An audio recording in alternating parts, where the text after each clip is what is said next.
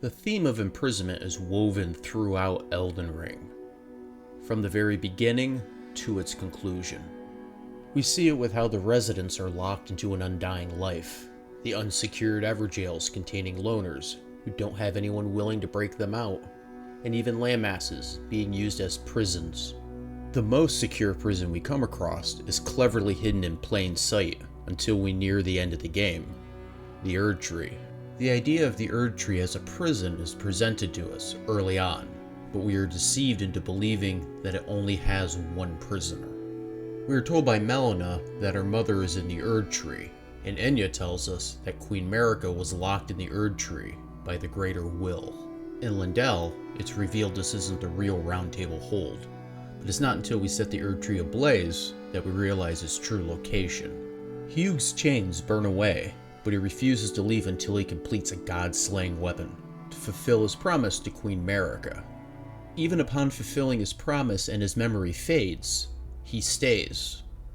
Rodrika becomes a prisoner here when she refuses to leave Hugh behind, even though the Hugh we knew no longer exists.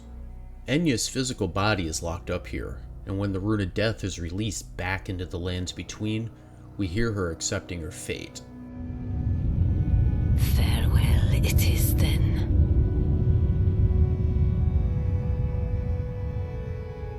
You'll be Elden Lord yet. When we go back to the hold, her age has caught up with her, and she is slumped over on her side, lifeless. The Two Fingers is one of the last of its kind. We never get definite proof it belonged to Marika, but its physical appearance is a good representation of the current state of the Golden Order, paralyzed without its leadership and rotting away. One of the most powerful prisoners of the Erdtree besides Marika is the Glowmide Queen. You can complete the 6 different endings in the game and never see this cutscene. This scene requires 2 conditions to be fulfilled. We must replace Melina as the sacrifice at the Forge, and the tree must be destroyed as the Lord of Chaos. Any other combination has the spirit Melina being consumed at the Forge, which would cause the body of the Glowmide Queen to die, or her body remains locked in the tree, eventually dying from enough time passing after the Rune of Death is released. Gideon has always known where and what this hold is, a prison and an illusionary library, containing the collected knowledge of the Erdtree.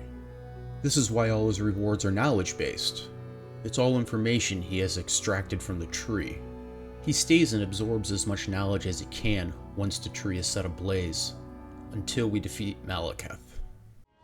Ah, I knew you'd come to stand before the Elden Ring, to become Elden Lord.